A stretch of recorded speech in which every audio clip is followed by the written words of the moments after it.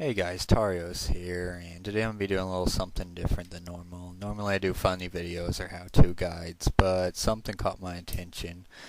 Basically, I was on Steam yesterday and caught a glimpse of this, and if you don't know, Creative Assembly, the developers who made Rome 2 Total War, have basically put blood and gore into DLC for their already broken game, so I kind of wanted to do a whole rant on this. So, if you guys have seen my other Rome Total War videos, you can pretty much tell I don't really care for this game. I love the original Rome Total War, but I played this one for I don't know, like 2 or 3 weeks and just got completely bored of it. The AI is just so screwed up that it's like pretty much facing a kindergartner. It's like, what fun is a strategy game if the computer ain't going to be using any strategy? And since the computer ain't using any strategy, I don't have to use any strategy. So you can see from this screen here, the AI is only using basic units. This battle is like, I got like 5,200 units, and the AI's got like 6,000 units. And whenever this battle ends, I only lost 200 units, and I only lost 80 of them to friendly fire. So the AI only killed about 120 of my units. And, I mean, that's basically it. They killed 128 of my units. The AI didn't use any strategy at all. There's one point where I'm trying to capture the flag, and the AI is just sitting there trying to plow all its units through my spearmen, which makes sure they get massacred really quick. But, this game is riddled with so many bugs and problems. Why are they making DLC for Blood and Gore when you got these many problems? And why are you cutting out basic features of any other game and charging $2.99 for them?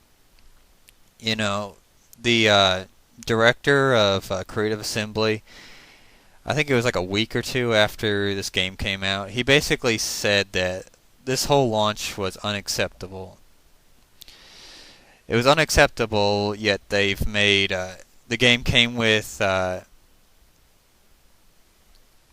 pre-order DLC, and since then they've released Nomad Tribes DLC, although we got it for free for a few days, but if you missed it, tough luck, pay the full price for it. And tomorrow we get the launch of the Blood and Gore DLC for $2.99. Like I said, if your game is riddled with this many bugs, you probably shouldn't be making DLC. If I ran a gaming studio, I'd have everyone in the office working on getting this game fixed. Well, honestly, I wouldn't even release the game in this state. As people have mentioned, this actually feels like a beta test. And you're going to see here, I've got, my troops are pretty much all level 2 except for my javelins. But the javelins are actually extremely powerful anyway. And every battle, up close, it turns into a clusterfuck. I mean, it's that simple. In Rome Total War 1, everyone stayed in their formations, but I make sure I zoom in on these, and you just see it's just a huge mosh pit of people. So even if you do buy the Blood and Gore DLC, what are you going to be enjoying? You're just going to be enjoying like a huge clusterfuck with some random blood every once in a while. Now, just back to the whole rant going on about this DLC, whenever DLC first started getting kicked off, I think Oblivion might have been one of the first games to do it. I loved the whole concept of it. I used to hate paying like $50-$60 for an expansion pack and only using maybe a couple things in the expansion pack, but that's the way it had to be done. I thought with DLC you were going to be able to go, let's see here, this expansion pack has A, B, and C as contents. Well, I like A and B, but I don't like C, so I'll just purchase A and B for 66% of the price. Well, we all know DLC didn't go that way. We got horse armor. All the Arkham Batman games have new skins that are completely pointless. And now we have games selling basic features for DLC. You know, I mean, like I've already said, the AI doesn't make advanced units. I mean, all these units I'm fighting against are just the basic the civilization has. If I was to, I don't even know if the civilization is playable that I'm fighting against, but if they are playable, I could basically have this many soldiers pumped out within a couple turns. And it's the exact same soldiers, by the way. Same armor, same levels, same experience. I mean, that's just ridiculous. The AI never makes any kind of advanced units. And of course, one of my favorite things, I don't know if they fixed it in one of the recent patches, I doubt it, but I remember if you made one of the AI cities get really low public order, they'd literally destroy all their buildings, switch over to like monuments and stuff, which don't have any kind of military bonuses or any kind of garrison troops, and they'd never switch back if their public order did recover, which public order, it's literally one of the worst systems I've seen in any video game. And look at the screen here, you can see how big of a clusterfuck this is. Like, who would be enjoying the gore? You got this clusterfuck here, and the frame rate is slow as hell. I have no problem running any other game on the highest settings, except for Gary's mod, but Gary's mod, if you run the game on the highest settings, then on certain servers and game modes, you'll just go out of sync constantly until you turn down your graphics. I don't know, it's just a waste the game works. But I have no problem running the game on the highest modes, and then you have this slow-ass frame rate here. And you won't be able to see it just now, but this battle, the in-game clock times in at 6 minutes and 20 seconds. The frame rate in the game is so screwed up that 12 minutes and 30 seconds passes in real life and in this video. So basically, the normal one-time speed, that's actually running at half speed. That's how screwed up this game is. And we see here the spearmen not reacting to my horsemen charged into them. Which, if the AI would have been as good as it was in the original Rome Total War, they would have just formed up, massacred those cavalry. But they're completely ignoring it. You can just see here I'm not even using very much strategy. I'm just plowing through everything. Now, back to the DLC. You know, like I said, I don't like whenever a company is sitting there knocking out basic features and selling them. You know, like I mentioned, what I expected was it to be like mini expansion packs. The only two games I can really think of off the top of my head that actually did the concepts right were Skyrim and BioShock Infinite, and BioShock Infinite still has DLC that's being processed. Basically, Skyrim, you had all your... You had a few small things, but it was like most of the big stuff. It was really big story stuff. You had the Dawn Guard, the Dragon Heart, Dragon Soul, I don't remember. Dragonborn, that's what it was. And you had player-owned houses, and you had the Return to Morrowind. Not expand, but DLC. Maybe that was the Dragonborn one.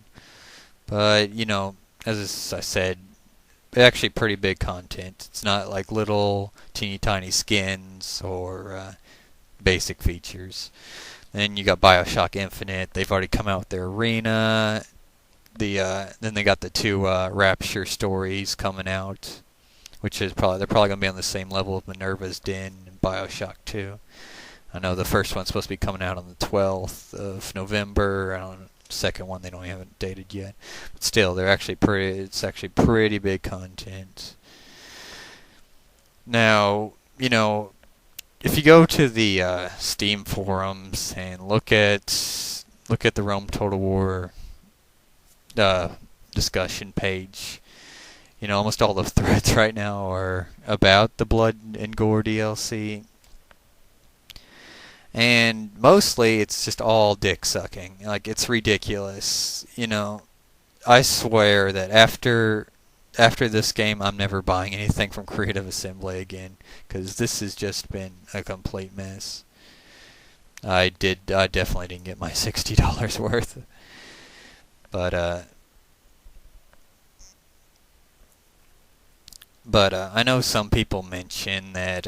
Well, first off, they've mentioned that the other Rome games didn't have blood and gore in them. It's like, yeah, you can use that as an argument, but, in any other game, it's a basic feature. Mortal Kombat, they don't sit there and charge me for blood and gore. I honestly don't think they'd be able to get away with that in Mortal Kombat. I think that's one of the main reasons people buy the game. But, one of the best examples that I saw on the forums was someone saying, like let's pretend like the new Call of Duty, or if Valve came out with like Team Fortress 3, and none of the guns had reload animations. Like anytime you reloaded your gun, there was like it just did the normal, I'm holding my gun to my side, getting ready to fire it, hip shooting animation, and you got like a little progress bar, it says reloading, if even that. It sounds kind of silly, doesn't it? Yeah, but that's companies and DLC nowadays. They're just cutting out our basic features and selling them as DLC. And then one of the other arguments was about like the ESRB rating in some countries not being able to sell it. But, even then I got some counter arguments to that. I just want to mention the ESRB really quickly. With Steam and digital distribution taken off like it has in the past few years, you go onto Steam and like half the games on it nowadays don't even have an ESRB rating, because ESRB was pretty much created from the original Mortal Kombat. Hillary Clinton and other senators and stuff were all mad about kids getting that, so they required a rating for stores, and of course we don't have to go to stores anymore with Steam, so no one really buys getting the ESRB done. Especially, that's basically the case with all indie games. They're never going to go to the store, well, to the shelves in the stores, so no reason to get it done. And, how many parents even check ESRB ratings anymore, especially on Steam? You go to YouTube and you'll hear hundreds like kids yelling in their microphones, cussing up a windstorm. Their parents clearly don't care what they're playing or care what they're saying. But the big thing is, you got countries like Australia and I think Germany, which they'll sit there and ban a game from Steam. I know that for in order to sell the game even on Steam, like Australia, they require their little ESRB to rate the game. If you remember recently with Saints Row 4, they basically made an original trailer for it. I guess that's how they do theirs, and then showed it to the Australian ESRB board. They denied it, and then what they did was they went and toned down the video in the game and then retried again. Oh, by the way, here in the video, there's your nice little bug. All the guys crammed against the wall, funneling out one by one. But anyways, they go and ESRB, their Australian ESRB toned down. Game gets approved the second time. If the blood and gore are going to cause that kind of problem, there's a couple of ways to do it. First off, put it in the game, see if the Australian board's going to allow it. If it is, good. Your fans aren't going to be pissed off that you're selling basics for $2.99. Next off, if you do have to sell it, they could have just thrown it up for like 1 cent on Steam. Hell, just 1 cent. I could pretty much sell one of my Rome Total War cards for like 20 cents and get it that way. That way no one has to pay for it, and they can sit there and like, oh, people paid for it. So it was optional. Even then, it's like, do you even have to charge for it? I don't know Australia's rules for that, but they could have maybe put it up on there for free, and since it's an optional thing, you have to opt into it, then would that really affect the rating? Or worst case scenario, put it up on the Steam Workshop. We all know the Steam Workshop stuff isn't rated, so heck, it's pretty much free then. And if you go under the tag of Creative Assembly, then hey, that's the official one. They can even put official Blood and Gore in there. Everyone gets it for free, completely optional, no Australian ESRB. Everyone's happy. Well, looks like I'm out of video now, so I want to thank everyone who listened, and just like I said, I don't even recommend buying the Blood and Gore DLC.